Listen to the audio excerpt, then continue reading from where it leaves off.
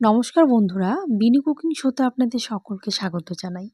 আশা করি আপনারা সকলে খুব ভালো আছেন। আজকে আমি তালের মালপোয়া বানিয়ে আপনাদের দেখাবো।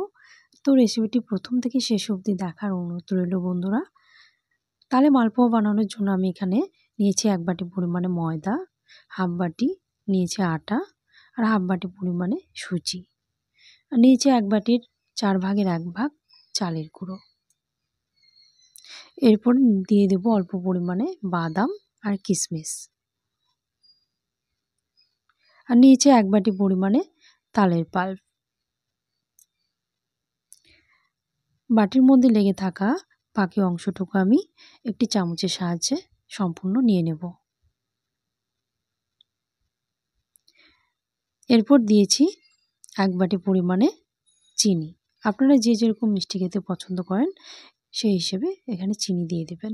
এরপর দিয়েছি অল্প পরিমাণে লবণ আর হাফ চামচ মৌরি। সমস্ত উপকরণ হাতের সাহায্যে আমি আস্তে আস্তে খুব ভালোভাবে মেখে নেব।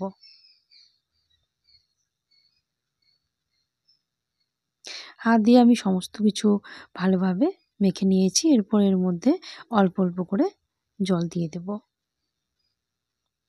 এখানে আমি অল্প অল্প জল দিয়ে ভালোভাবে মিশ্রণটি তৈরি করে নেব। আপনারা চাইলে এর মধ্যে গরুর দুধও দিতে পারেন। এভাবে হাতের সাহায্যে আস্তে আস্তে মিশ্রণটি মেখে আমি তৈরি করে নিয়েছি। এখানে আমার টোটাল 2 বাটি পরিমাণে জল লেগেছে বন্ধুরা। মিশ্রণটি আমার রেডি হয়ে গেছে। এখন ঢাকনা দিয়ে ঢেকে রেখে দেব 10 মিনিট। 10 মিনিট পরে ঢাকনা খুলে মিশ্রণটি আমার এরকম ঘনত্বের হয়েছে। এরপরে কড়াইয়ে পরিমাণ মতো সাদা তেল গরম করে নিয়ে নেব। এরপর একে একে মালপোয়াগুলো আমি ভেজে নেব।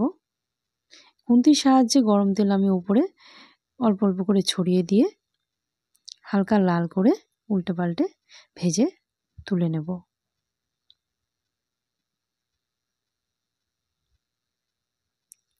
বন্ধুরা, অনেকে অনেকভাবে মালপোয়া তৈরি করে। আপনারা একবার হলেও এইভাবে বাড়িতে মালপোয়া তৈরি করে খাবেন। খেতে খুবই মজার হয় আর সুস্বাদুও হয় বন্ধুরা। এভাবে একে একে সমস্ত মালপোয়াগুলো আমরা ভেজে নেব।